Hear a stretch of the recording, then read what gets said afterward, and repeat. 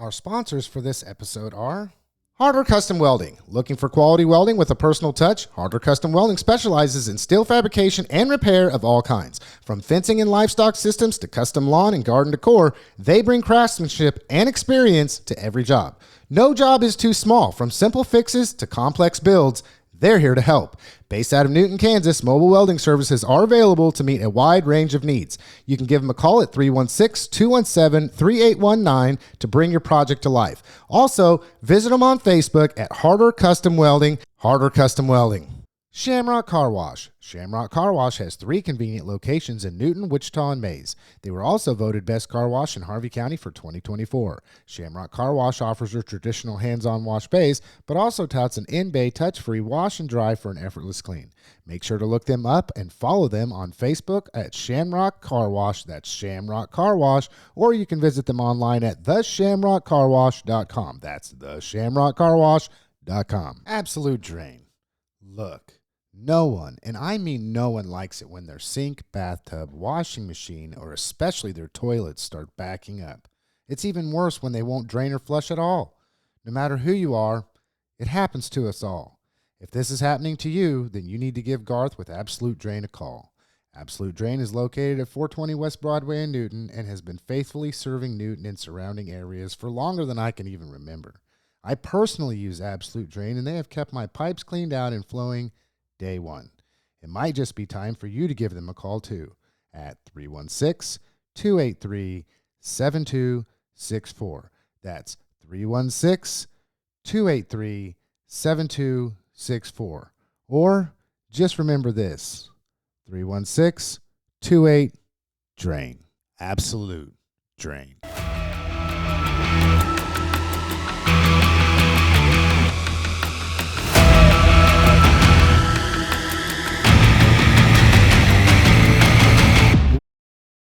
Well, hello, everybody, and hello, Andy and Chad. How was your guys' week this week? Long and stressful.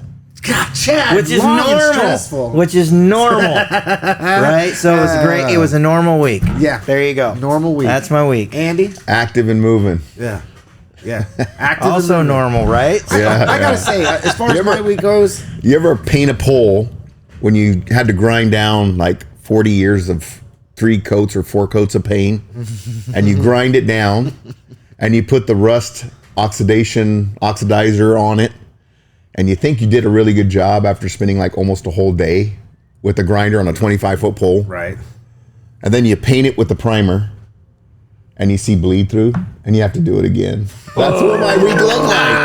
Well, we're all tracking the same thing, because I got to say, I've had a pretty rough week, but when I have rough times, I try to be as optimistic as I can about certain things. I go back to this perspective thing, okay?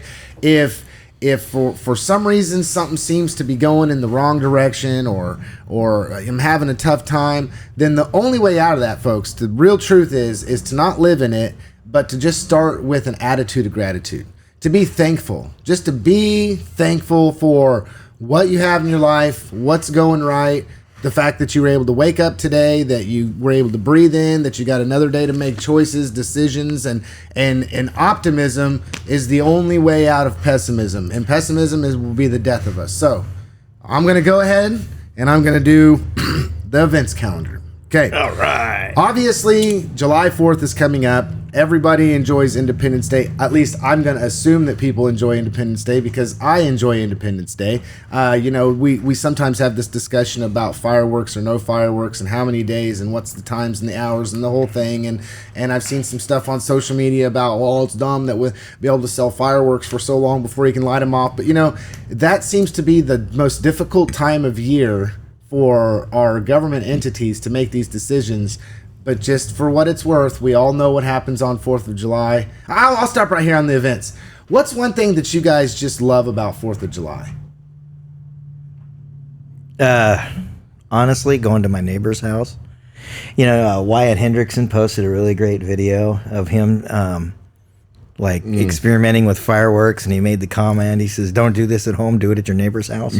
Yeah, I've been living that one for a while. So it's going to my neighbors, and apparently this year her party is growing to 30 or 40 people. So we're gonna have a lot of people on a couple of front yards just enjoying the 4th. So is it one of those things where like your neighbors and stuff get together and everybody throws in some fireworks, and then you have a big fireworks time? Yeah. Mm-hmm. Everybody brings a little fireworks and food. So yeah. And then the question, Chad, just to go a little deeper here, when you're talking about that, what is it about that? I saw a light come on in your eye just then. Oh, it's just the social stuff, man. The neighborhood getting together, the whole thing. It's not like I like to watch things go boom. No, this is like social media before social media existed, right? This is the original social media. That's what this is, right? So this isn't me going, oh, I got 500 friends on Facebook. This is me sitting in the yard going, man, I got 30 friends just hanging around. This is great. That's what it's all about. Andy? I like to see things go boom. No, same thing. I mean, I've had different things. I had a group of friends that would get together, and one of my buddies would get ridiculous with 4th of July. It was his favorite holiday. He's passed. Rest in peace to Nick, but he would do a ridiculous 4th of July. I mean, it was so I would a lot of times be on the grill, and we would be blowing up fireworks for hours, and I'm talking like a garage full, literally, of artillery. So it was a good time. And then my other buddy Eric, who lived 2 houses down from him at the time, started doing it too. So we had 2 big groups, and it was just 2 houses, so we'd all start coming back and forth, and that was about 5 or 6 good seasons there. Then I ended up going to another buddy's house out in the country and enjoyed that for a couple of years, and now I just do it here at the house. We have family that comes over, so I'll have my sister and all her family, which I consider family to me here, and we'll be out here having a good time. Just blowing fireworks, and I'll be barbecuing for everybody, and we'll be in the pool and having a few cocktails and just enjoying the American music in the background.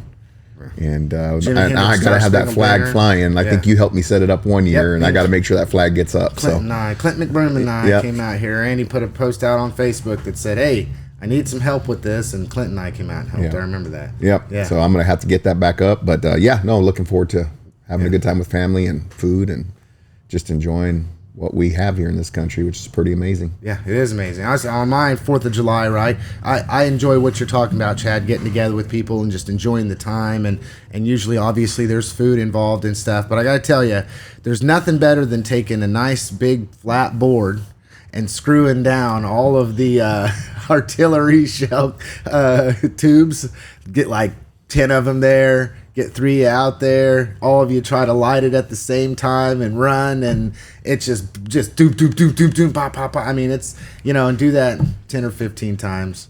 Yeah, I enjoy that. I enjoy the boom too, Andy. I enjoy the boom too. Yeah, I've got a pallet set up next door that has, already ready to go. It's sitting there from a few years ago, and we still use the same one. So. I've known people that literally take pipe, weld. Because those can only get so many uses out of them. So they just take a pipe and they weld a platform onto it, and then they've got a metal pipe that never goes out. It's always the right diameter. You throw it down there, the whole thing. Is that what you got? Well, I have a box, so whenever one of them goes bad, I take it out, and I have a box with the other ones that I just throw it in, and I just replace it with that one.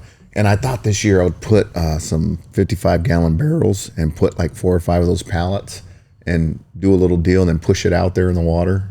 Oh, that'd be cool. I was like, it's a little much this year. That'd be cool. We're a little busy right now. Make sure and tie a rope on. Organize all that. Yeah. Get it out there. Damn, I want to do that again, but I can't because I can't. Somebody's got to get out there and float out there and get it. No, but okay. So back to the events calendar. Obviously, July 4th, 8 p.m. fireworks extravaganza, Kidron Bethel Village, 3001 Ivy Drive in North Newton.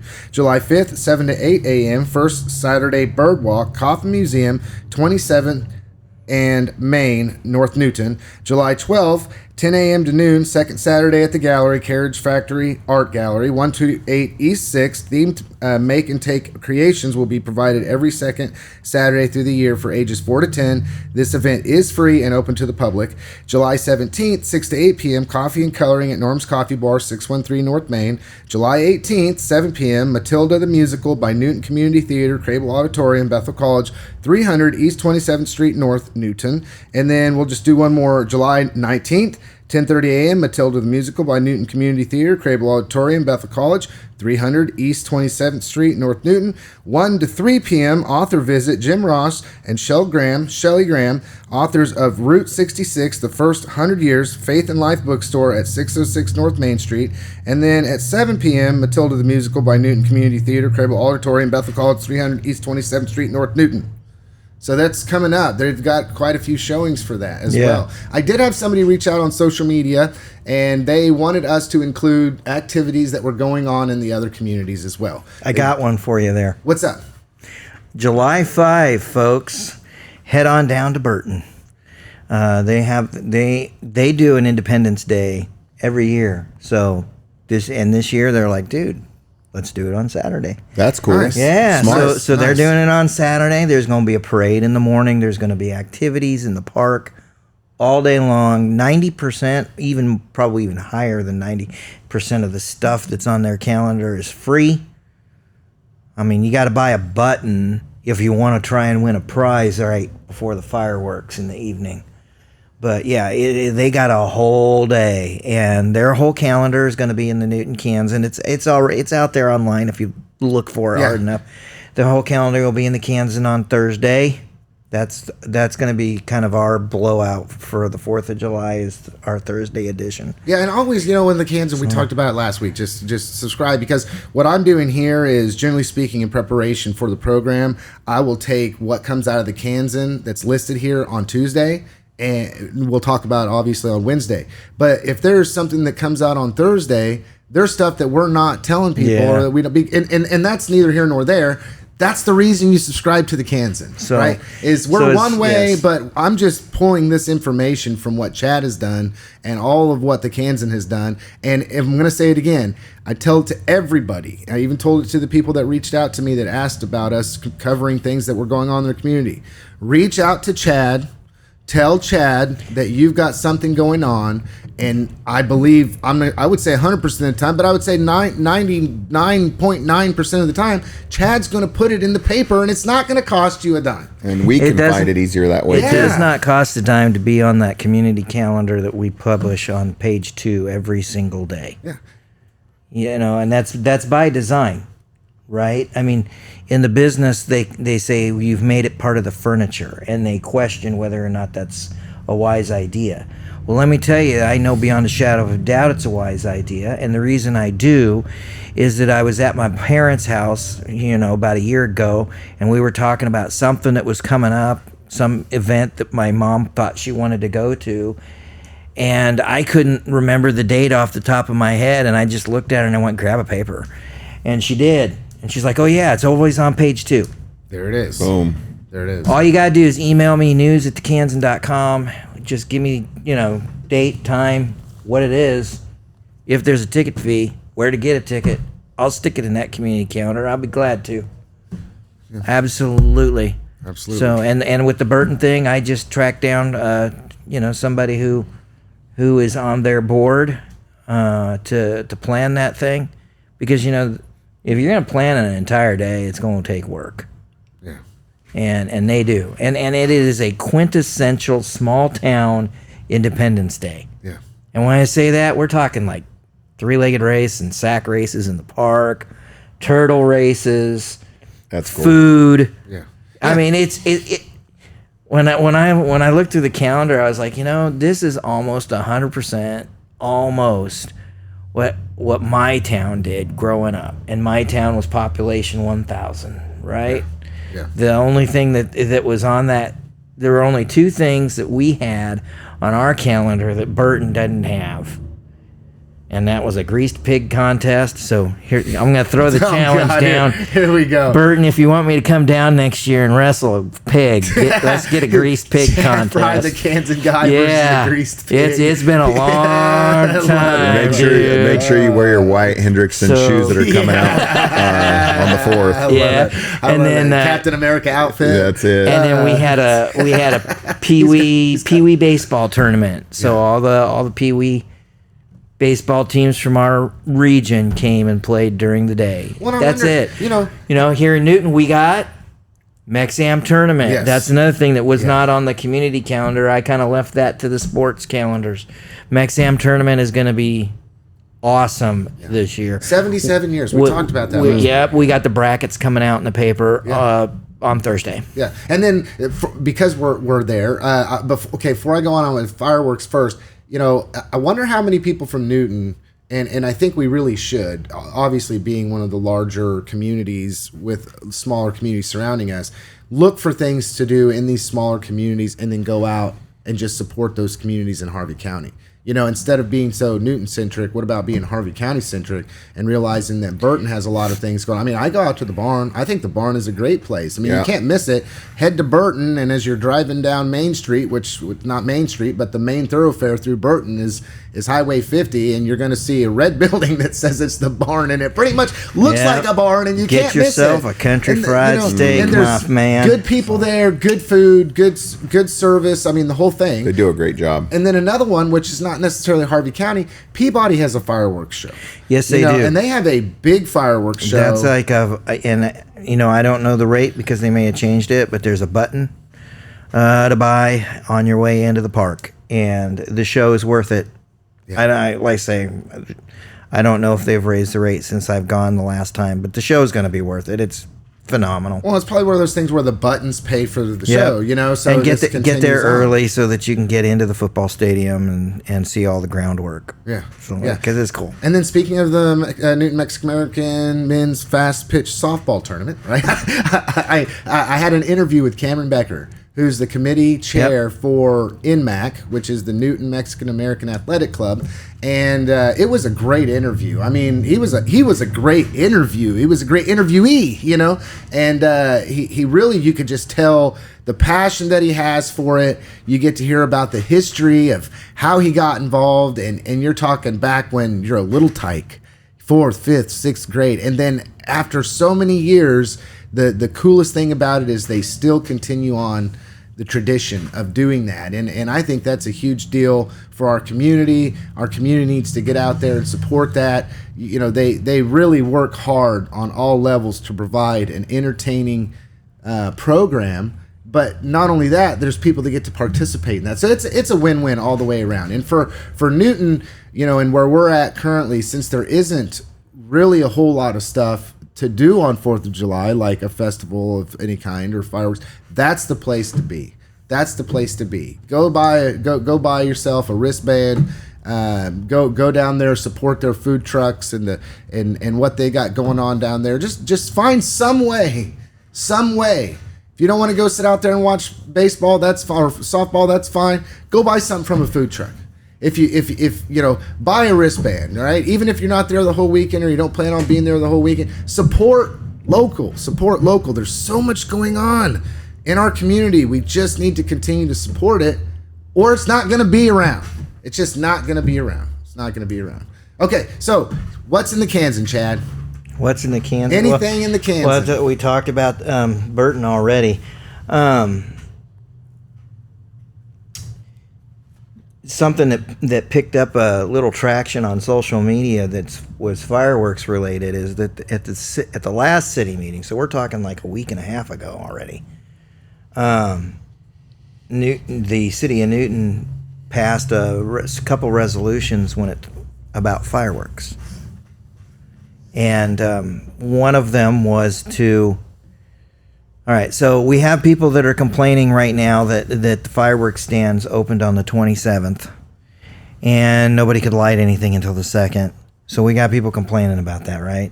Well, back in April, there was a new law that came in, new statute came in, that actually, at the state level, means that fireworks stands could, if cities allowed them, open a week earlier. And also, they could, if they wanted to, buy a permanent facility and be open year-round. And our city said, first and foremost, we're not going to change any of our fireworks rules for 20 and 25. Secondly, we're not going to issue any permits for any permanent stands. So, and then the other resolution that they did was to just solidify the permitting process for public fireworks shows like the one that we had for Sand Creek Summer Days. So that's in there, or it has been in there. But what's coming, like Thursday, holy crap, that was a huge paper to put together. So Burton's going to be in there. I'll have I'll have a rundown of all the fireworks rules for every city and our county for everybody in Harvey County.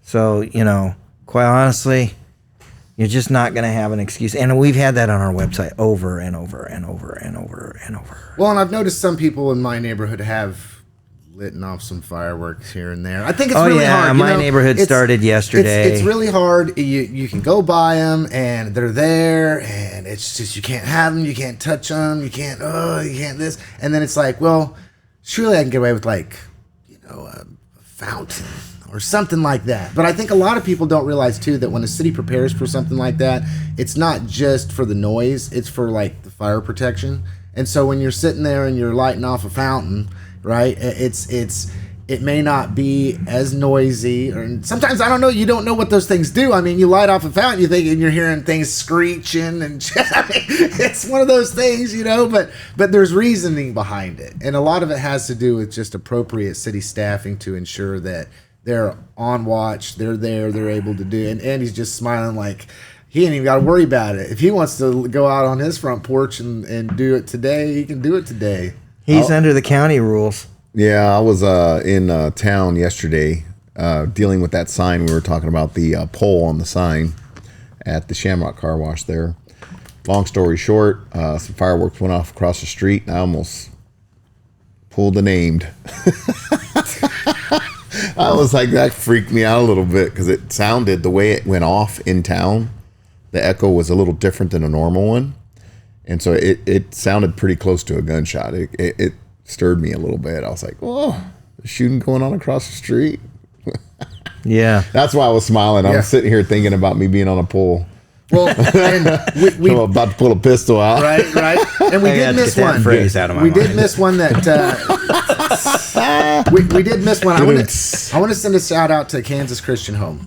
They do a wonderful job as well, and I don't think that I mentioned in here that they're on Thursday night. Thursday night. Yeah, they're on the 3rd. Yeah. I'm planning on being there because my dad's over there. That's cool. So, yeah, it's just, is what it is. Independence Day celebration, July 3rd, 8:15 p.m. Fireworks begin at sundown. Light refreshments, popsicles, watermelon, and yard games. Kansas Christian Home. Keep going, Chad. Sorry. I just wanted to catch what I missed. Well, I mean, July 4 is just going to be all over our publication for the 3rd. But before I forget... Before I forget, I brought visual aids, man. Love it. Visual aids. We got extras. Oh, yeah. Oh, nice. We got extra. Oh, there, the camera's over here. Got extras. Athlete of the year, baby. Athlete of the year. Sweet. And, I spent time on the program building this thing up and trying to, basically hide who we had and hint around. And so here we go, folks. Congratulations to Lucas Kaufman and Brooklyn Treester. Very cool. That's cool. So our male and female athlete of the year are Newton High School wrestlers. And the success that they had this season is pretty much unrivaled, to be honest. Yeah. And there's a lot of athletes who could have been athlete of the year. And if it were me sitting down to do the voting, it would have been really, really hard for me to sift through, sort through, and figure it all out, because we document every one of our athletes of the week from this last school year. That's what I saw. There's a lot more in here than just the one. I mean, it goes and it does a recap on everybody. We recapped every athlete of the week from the Newton Kansan for the last school year. And, you know, I understand that people may not have been paying attention throughout the school year, but all of these, there's online voting for all of this. And you got Halstead in here and Heston in here. Yeah, well, you know, we cover a bunch of schools when it comes to sports. Mark does. I don't understand how he does it all, but he does. And Remington, Mound Ridge, even. Yeah, it's amazing. So we've got them all the athletes of the week documented. This particular product was a lot harder to put together than it should have been or needed to be because we did not plan far enough ahead on some things, but we're going to change that. We live, we learn, we change that. Yeah. So Athletes of the Week is going to be coming back up here before too terribly long. Yeah. So I would really love it for folks to put it in their calendar to vote every week at thekansan.com. And get your people to do it. You know, if you got somebody and you're wanting... Let's make this thing huge because, you know, because it is. Yeah. So real quick side story, and while we have this out, you realize that all these kids will be sponsored one day, right? In the very near future. The game is changing. Yes. And I'm not sure how I feel about that yet. Anybody got any strong opinions on that? They were talking about that a few years ago, and of course, obviously, what you're referencing is the Supreme Court ruling that said that individuals can be paid or compensated.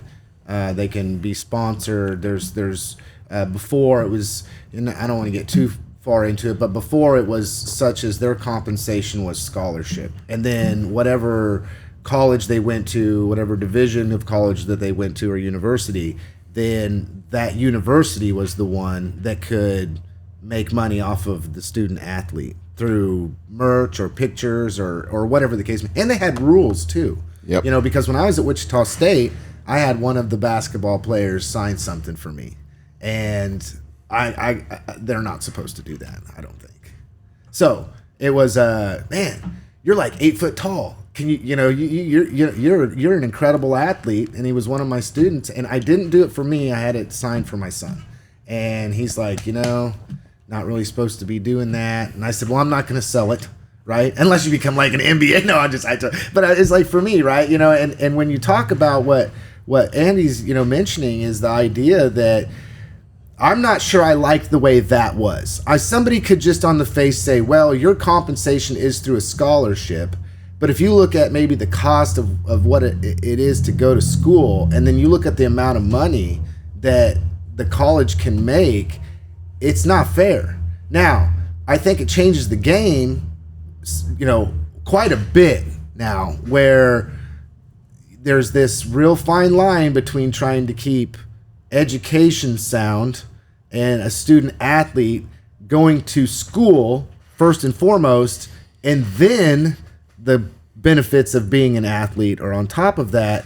I don't know if in the future we'll see that change some. Well, I'm going to make a statement that might rankle a few feathers. Capitalism isn't fair either. Oh, that's true statement. Oh, man, I highly disagree with that, but let's have that conversation. Okay. All right. No. Fair, but okay. Are we talking, if you talk fair, then you have to get into the discussion of fair can be placed into two categories, right? Is it equal or is it equitable? That is the fairness. And so, is capitalism equal? I would say it's probably the closest to providing every single individual the same opportunity to go out, be an entrepreneur, make money. Nobody's telling you, Chad, you can't go start your own paper, or Lance, you can't go start your own digital media company. But now, is it equitable? Does an individual in your same shoes have more opportunity because they might have a different life, different resources, different money, different folks, different investors? I mean, so then no, it's not necessarily equitable. So okay, let's get into this discussion. So, well, let's. Because I know I'm right with that, but I don't want to be because it goes both let's ways. do it, and then let's go ahead and use athletes as the vehicle here, okay? So because what we did is we threw out a system that said your compensation is your scholarship, and we did that at a time where that scholarship is worth hundreds of thousands of dollars. Okay? That's what it's worth. And now we're going to a system where we're going to look at, for example, we're going to look at a Lucas Kaufman and say, you know what? If you'd have played football, you could have got a multi-million-dollar NIL deal. That's it, NIL. Okay? But you didn't play football. You wrestled. And our wrestling program don't make money. And Lucas should be able to negotiate for NIL. He works just as hard, if not harder, than any football player. Brooklyn Treaster, the same way. My kid, same way. They work just as hard or harder than any football player. But we as a society are going to place a premium on the football player. Show me the value. I'll just throw it out there. What's the value of a WNBA player? Well, then you get it. Okay, so okay. Hold on. Let him finish.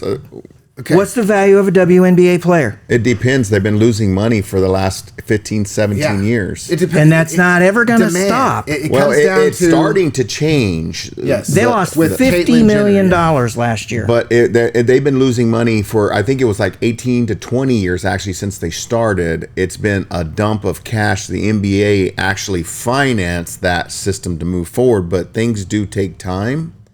And they didn't think it would take that long to try to level out the ship. But now, culture, frankly, I'm actually enjoying some of what I'm seeing they're getting marketed better finally. The ships are rising up. More money's coming in. I'm sorry, but Caitlin Clark is Caitlin Clark. She's changing She the game is. for female and I got athletes one in for you. general, not just basketball. She's got close to $30 million in endorsement deals. Yeah. It's amazing. Yeah, So proud of her. But what's her salary? I don't know what her salary is now. $78,000. Okay, but this comes down, and whether we like it or not, in a capitalist society, economics are supply and demand. It always comes back to supply and demand. It's butts and seats. Yeah, if there's more demand, right? If there's more demand for these, this we'll just call it WNBA. If more people want to show up and more people want to pay tickets, and they start selling out crowds, then what happens is the supply is short. So what they do is they can raise the price because then On the or secondary demand is market, short. yes, they can raise the price. and And then- if you've watched the secondary and that just market, works its way up. I'll tell you, well, I don't want to get all in the weeds on the WNBA right now, but That's a good basis to start but from, it's, though. yeah, but it is on good the example. secondary market, if you take a look at what has been going on with tickets in the WNBA this season, specifically this season, oh my goodness gracious. But what happens when contracts renew now that they got eyeballs on? Yeah. What happens to Caitlin's next contract? Do you think she's going to take $78,000 a year? No.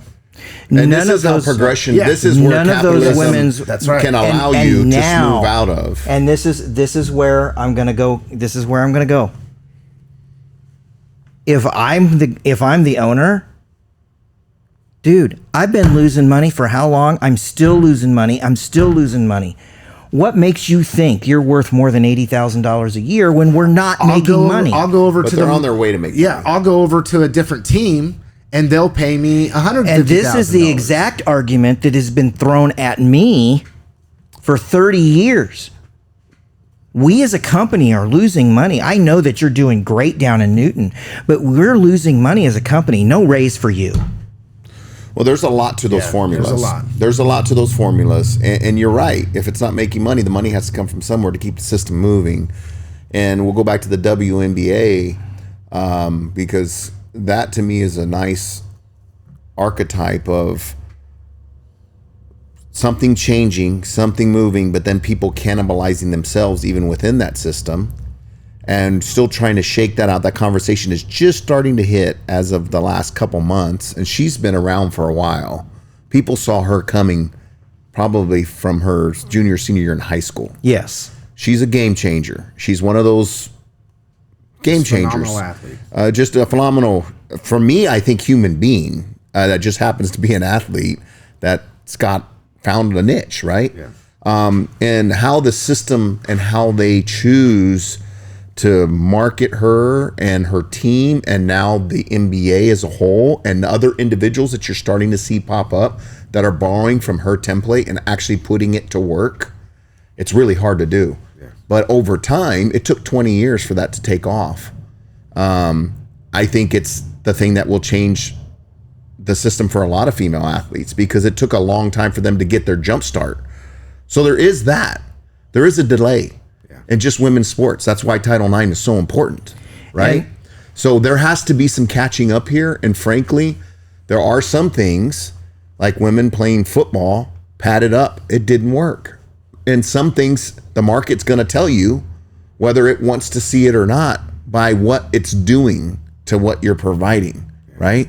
And so that is another telltale sign of, I've seen people trying to run a business that the market doesn't want, and they blame everything else, not realizing that it was just probably not the best idea. Yeah. Or they were going about it the wrong way, or you were too early. It's going to be 15 years for that to mature, and I'm sorry, it's not you that's going to do it. You just introduced pieces that somebody's going to build it to make it better, and somebody's going to build it to make it better, and 4 renditions later, it takes off, and you're going, man, I started that. Well, you did, but sorry, you didn't have the tools to get it there, and your timing wasn't right. Yeah, just even and the that's timing. just the nature of the beast when you're out here in the ocean. You've just got to, I mean, some things happen, some things don't.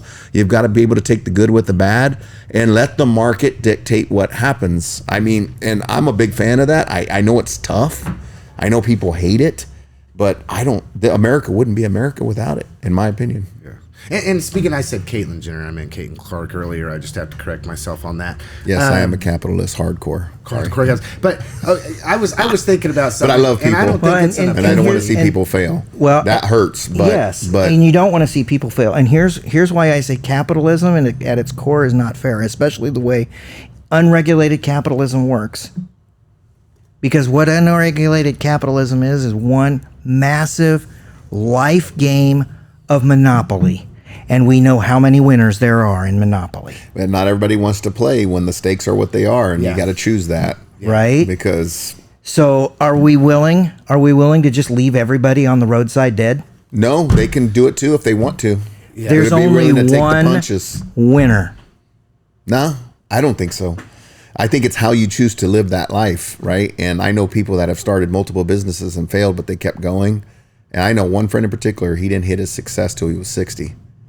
And he did 4 or 5 companies before that, just enough to barely pay his bills. And he hit, and he left a legacy to his family, and that was his whole goal. So did he win at the end of the day? Did other people think he was losing? But he believed in the American dream, and he kept learning through every failure and kept building upon that, and then found out through his journey, it was never about him. It was about the mission for his family. And that drove him. And he left his family more than most people could ever imagine. And so those stories inspire me in that world.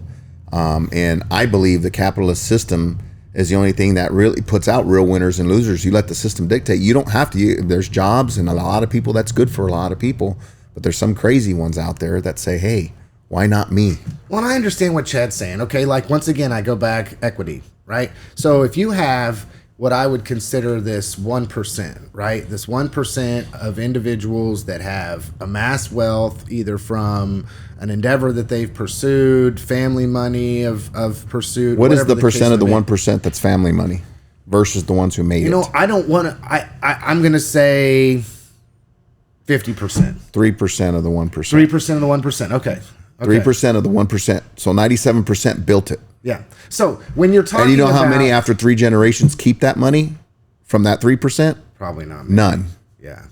Yeah. Think about that. So I got to say, okay. Sorry. That's real. You can look it up. That's interesting. I'm gonna take that nugget and process that. But you know, you take for instance just this idea that, yes, Chad, you're right. If Lance goes out to start a company and I don't have a lot of assets or resources to invest in this company, that's nobody's fault but my own. right? If I can't find people to invest in that company, or I don't have a way to market or sell that, that's not anybody else's fault. Now, somebody that comes along with more resources could take the same company, the same idea, pilot it if they had more resources to make a loss on it until they could market it effectively to be able to be a productive company. So, with all that being said, but on the flip side, I think oftentimes people get it messed up. It's like, yes, if let's say Harvey County Talk, HCTalk just takes root, right? And I'm able to make $1 million in my life. I mean, just whatever, okay, $1 million in my life. If I appropriately do what I should do and invest that into other endeavors, et cetera, I might be able to make $5 million over my lifetime and then leave that to my children, and then my children do good with it, or whatever the case may be. Okay, so let's say this. So you can build on that, right? There's an opportunity for people to make game-changing money for their life. If a person is making X amount of dollars and they're able to quadruple that amount of money, that's game-changing money to that individual. So I think oftentimes we have a tendency, I think specifically in America, okay, and it's the way algorithms are marketed to us or whatever, but for an example, and I don't want to get long-winded here, but I lifted weights for a long time, never took any substances, okay? Just ate right, didn't take tren or shoot steroids or whatever the case may be. But because my algorithms know that I lift weights, they show me the one individual that's probably taken tren or steroids their entire life, and then try to make me feel as though I need to compare myself to them. When in all reality, what I need to do is compare myself to who I was yesterday. So if I go and I say, Lance, I want to be able to set this goal or set this goal or set that goal, I'm not failing because I'm not that individual. But what happens in our country so many times, and it may happen to other countries, I'm just US centric here, is the idea that we put this elitist situation, right? When to me, like, I cannot fathom being a billionaire, a multi-billionaire, a trillionaire, whatever the case may be. But if Lance was able to make $1 million in his lifetime, okay, as I don't know, pathetic as that might sound to somebody who has 5, 10, 20, 50, 100 it sounds million incredibly pathetic. Okay, yes, that still is a complete game changer for me and my family in every way, shape, or form. I mean, it just is. Yeah. So for me.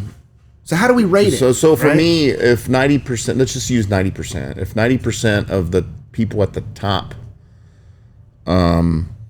built it with their ideas and their creativity and whatever the market dictated for them at that time that they just happened to be working towards, which they hit a product that blew them up, right? If 90% of them built it, I don't see how that's unfair, because then the other people who end up under those 90%. Let me tell you how it's unfair. That 1% controls more than 30% of the wealth. So you've got 99% of the people fighting for what's left. Why don't they build something to get in that 1%? It's Why not are they that fighting easy. for the same thing? It's not that easy. Well, it may not be It's not. easy, but is it possible? 100% in America, it's possible. I mean, wasn't our country kind of built on? I mean, but then again, I see what you're saying. Like, I can It's see it hard. from both It sides. is hard. Right? Like, you take Tesla and Edison, all right, and there are these instances where we can look to and say that's that dirty, mean, dirty capitalism. But Lance, we look at the unicorns that you're talking about. They That's- use the unicorns, the people, the kids from Sam Walton. They're a very small percentage of the people who are at that level. Most of those people at that level, when you get to the few $100 million mark, those people built that with just like $200 in their pocket. And they started a company. They fought their butt off. And they just, some of them get a little lucky here and there, or blessed, I call it, depending on the strategies, and they run into the right mentor and the right person, strike the right deal and contract. Another one multiplies it. They use that wisely. Most of them are not the Sam Walton families. They're not those legacy families, the Warren Buffett families. They're not those people. They're people that had a dream or a vision, or had to because they had no other way, which is a lot of what you find, and they just figure it out, and they end up powering themselves through with a little serendipity along the way, because not everybody gets that. And I've seen a lot of people that have all the skills and all the stuff and never get that and try to do it. And it happens more times than not. That's why you see the stats. How many people that start a business actually make it past 5 years? Almost none. You have a 95% failure rate. And when you're one of those 5% that just make a living, that doesn't even mean blow up. Yeah, just to make a living. Yeah, we have them all up and down our main street. We have people that built something, whether it be a jewelry store or a chiropractic office or a eye doctor that provide services to our community, make pizzas. They started struggling with nothing. They're getting just enough to get by. Live a good life. But they're doing okay. They're feeding their family. They're paying their bills, and they're grinding every day. They're up early in the morning, and they're coming home late at night. They never bitch, whine, moan, and complain. They support our ball clubs, the small business person. And there's people that look at them and say, oh, they're freaking lucky. They're rich. They just got lucky. And it's like, you don't realize what that person's going through every day to get what they got. Well, let's there's another side to that story that people don't see. And here, okay, so that goes back to the same argument of equity, right? Yes. So good point. So here's my thing, okay? Wealth to someone is not necessarily wealth to someone else. You might look at somebody in Correct. a $350,000 house that's driving an $80,000 car, and their missus has an $80,000 car, or whatever the case may be. They're able to send all their kids to college, and they're able to retire with $1 million in the bank account. That's not rich. That is not rich. Okay, But society wants to perceive that. If to me it might be rich because I drive a $20,000 car and live in a $150,000 house, and I can't afford to send my kids to college. But that has nothing to do with anybody but me. I mean, I kind of take that back, like it, I'm in the situation that I am, right? I had somebody reach out. Prime example. Okay, we'll go to the Newton Public Pool. Okay, just to bring it home. No, I was there last night. Okay, Newton Public Pool, great place. They employ 58 people at the Newton Public Pool. Did you know that? I didn't know that. That's a lot I didn't know of that's a lot of people. That might explain Especially why this ticket time of prices year. are $4.50. Okay, right. Okay, so here's my thing, right? For a family of 6 that's on a $50,000 a year income, to take all of your family, let's say 6 kids and two adults, to the pool, that is a treat, right? And the reason it's a treat is because of the cost per what you make. So that might be a percentage. That's how I look at it, economics, right? It's like when people talked about the water bill. Okay, look, if I'm a family, once again, pool, water bill, water, pool, it's connection. So I'm thinking water, it's hot, okay? And Andy said something about his pool too as well that he's going to... You remind me, I got to pay my utilities over there. right, okay. So That's a bite. That's a bite. Okay, so for instance, if I have, 6 kids, so there's 8 people in a household, and that's how many users you have, you're consuming more water, right? It doesn't make it unfair if somebody is, it makes it equal if Chad has 2 people in his household and he's paying for his water consumption. So if you're going to go to the pool and it's going to cost $4.50 a ticket, then if you want to go to the pool by yourself and it costs you $4.50, but you make $100,000 a year, that's nothing. But if it happens to be a family of 6, including parents is 8, at $450, and you make $50,000 a year, then that's not fair, right? It's not fair, depending on how people look at it. So then go into the same thing with utility rates, right? Nobody told Lance how many kids to have. That's Lance's choice. Nobody's stopping Lance. I'm just using myself as an example, right? Nobody's stopping Lance. This is not a reflection of my family or how much I make or anything like that. But it's somebody did reach out and said, why is the pool so expensive? This is my family dynamics. This is my situation. It's like, well, that's not the same it is for everybody. And didn't say this, but nobody's preventing The pool is $4.50. The movie theater is $6. Yeah. No, but see, nobody's preventing that person from going out and making more money. Nobody forced you to have the amount of kids that you have. There's opportunity. I mean, that's all I think by where we get choice. hung up, though, are circumstantial things. And I think this is where the argument lies that we fail to unpack with both sides of this argument. Opportunity, sometimes depending on your outliers, where you grow up, the area you grew up in, what you got brought up watching, what generation you got brought up watching that. There's a lot of pieces that fit into this thing. that give some people a little bit different outlook than others. And you can't quantify or math that out of how that happens for different people and how you choose to take in the world.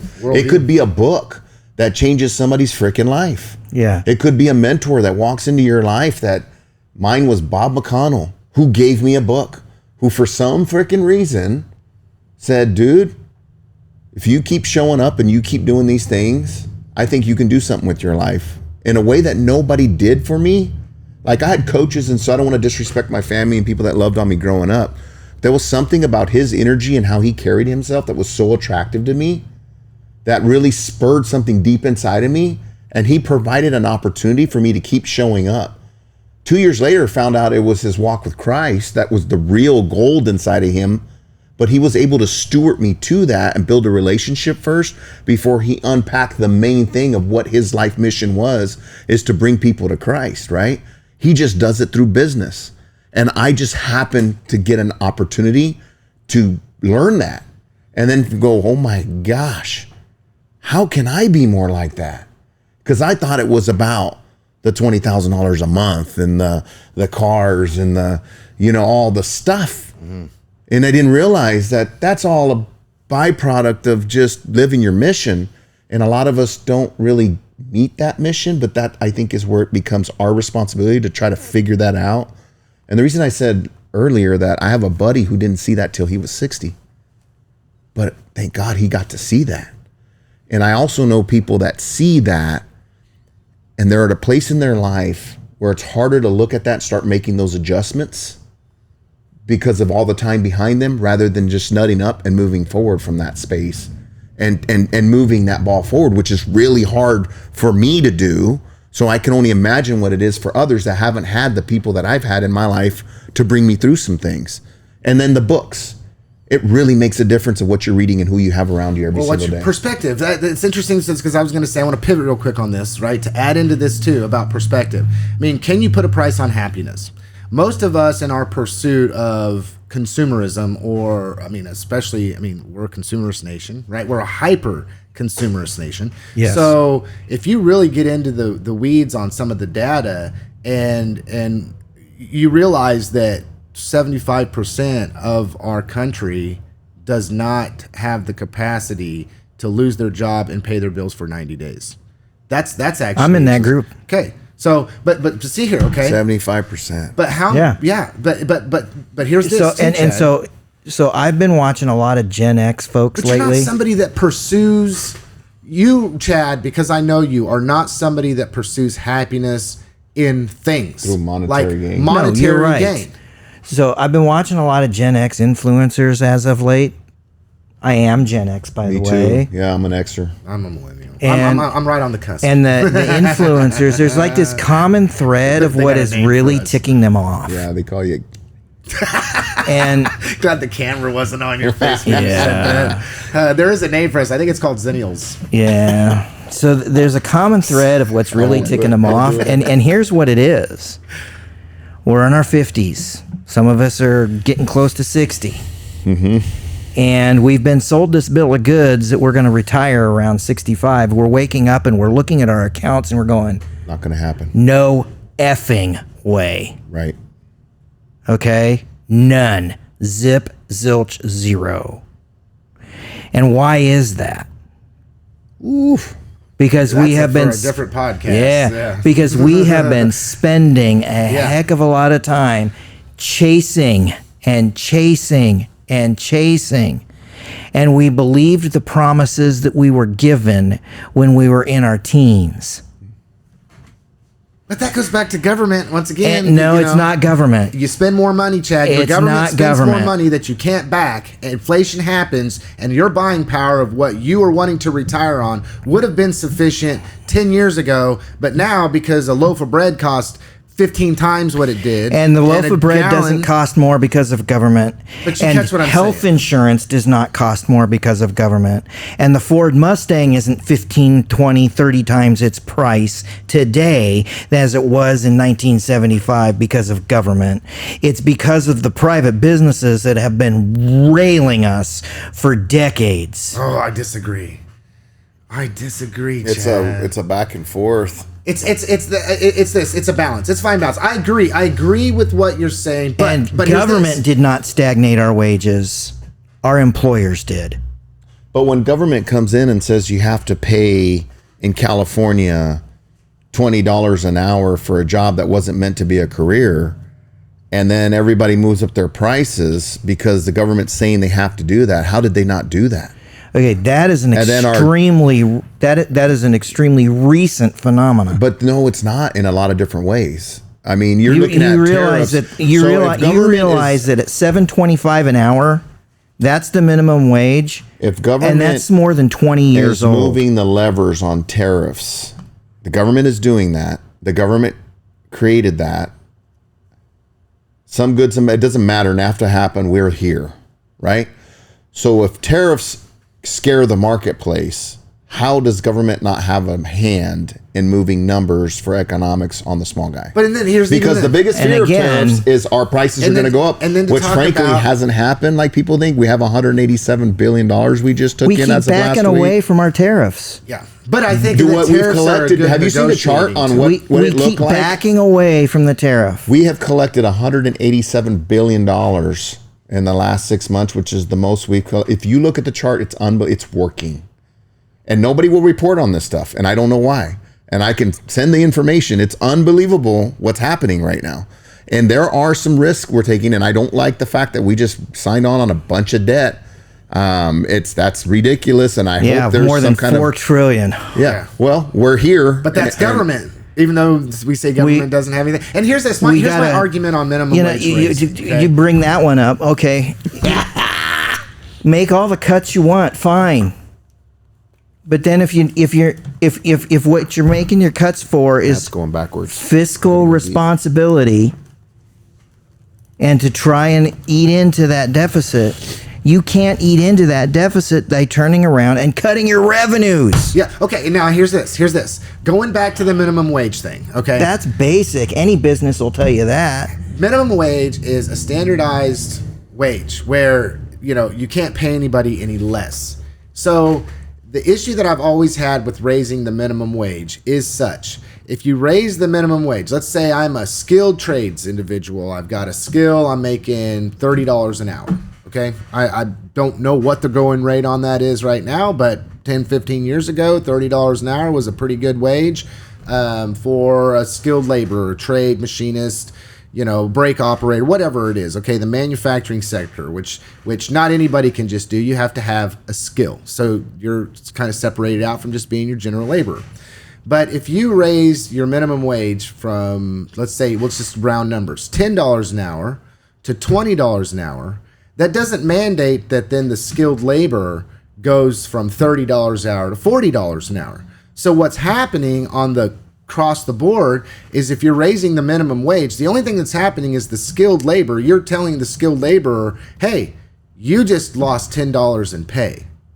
Because by increasing the minimum wage, then it's going to create goods and services to cost more. So then this individual who makes $30 an hour, who had more buying power than somebody who made minimum wage, is now just taking it. So when the government gets involved, capitalism part 101, where it's like if you don't let the market dictate and the government starts telling you what you're supposed to do in an industry, well, you're just going to shrivel up industries, and capitalism's going to do what it does. And you're right, it might not be fair to everybody, but we didn't create that. Well, then what's stopping somebody? What's stopping somebody from saying? And also, there's some of these things that I want to be clear about this, because we have these quick sayings that we see online and stuff with certain types of thinkers.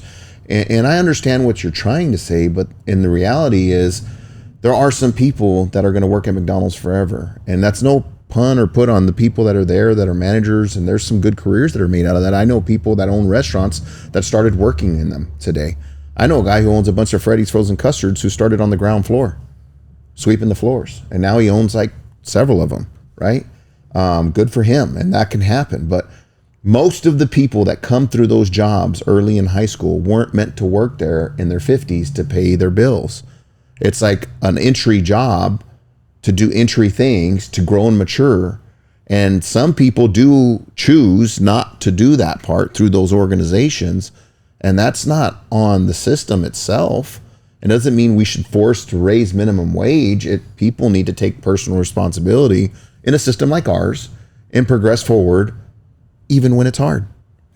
Especially when it's hard. And that's where the bottom falls out for a lot of people is they don't like that second part. It's like, but and are there some horrific stories of some people never getting there because it's a bunch of stuff happens to them? Yeah, that happens. Well, and we are coming into the program, so we got to do our final words. Damn. I know it stinks because we could have gone on this for a while. So for those that are interested in the program, podcast on capitalism versus socialism in New York. No, I'm just joking. I don't even know how I'm going to frame. Well, you want a number? You want a weird number, a wild number that I ran across this week? And understand, I am not advocating for this. Not in any way, shape, or form do I. Chad's a commie. Uh-oh. Here comes out Chad's the left winger. Yeah, but if we were to redistribute the current wealth of the United States, that hurts my heart just hearing that. Yeah. Go ahead. And give every man, woman, and child an equal share, do you know what they would receive? Do you know what the check that they would receive? I want to see how that's broken down, but no, I want to hear that number. You got me curious. Go ahead, Chad. It's going to be something stupid. It's that, and I always mess up my decimals. It's that big. Yeah. Okay. It's in the hundreds of thousands. So then take this, okay? And we got to So straight up, if that were to happen, and it won't ever, and I'm not advocating for it. Starve the world. Bring it in. But you do that, and the check for my family comes to my bank account, I'm out. I retire. I'm done. Okay, now I just want to say this. Okay, final words. We got because I got 5 people in that family. Final words. Okay, and I'm gonna kick back, but since I'm sitting behind the mic here, I can cut it off right here, and we can do it. Okay, if everybody was given $100,000 in the United States, $100,000 would be worth nothing. Think about that, folks. That's my final word. Your guys' final words. Think about this now. If everybody in the United States was given $100,000 check, $1 million check, and we all had $1 million, $1 million would no longer be worth $1 million. It would be worth nothing. Chad, Andy? That's quite a philosophy. My final word today, since we're going to do final words, my final word today is this. On Saturday, go to Burton. Of all the places in the world, go to Burton. Because when I was talking to people in Burton, they're like, man, we're just forgotten down here. Saturday, can you just remember them and go down there? And that's not saying that I will, because I got family commitments. But if you don't got something to do on Saturday, go down to Burton, party like it's, 1776. Yeah, good. Andy? This weekend is a cool tournament. I moved to Newton, Kansas in 1998. I was gone for 1 year in between that, but long story. Not a full year, about 9 months, but back in the day when the Mexican Americans in this community came here to help build the town and the railroad and all those things, weren't invited to certain things. And it's just the way it was. It wasn't just Newton, Kansas. This was going on across the country. And frankly, my community could be, and it probably was pretty racist back then as well. And that's why you see these things like the Mexican American tournament. Yes, we weren't included in everybody's sports, but instead of whining, bitching, moaning, and complaining, that community came together and built their own thing. And when they weren't invited or welcome to the church, they went and built their own church.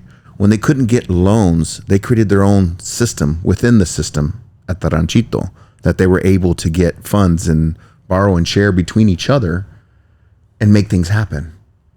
And I just love that spirit, and I love what that stands for. And I'm so grateful that I don't have to go through the things my grandparents and great-grandparents and other people had to go through to get me to where I'm at today, which I'm so grateful for. And I don't feel like I'm behind. I feel like I'm at the starting line with everybody else, and I felt like that from day one of my life. So I'm grateful for that, because they fought all the battles.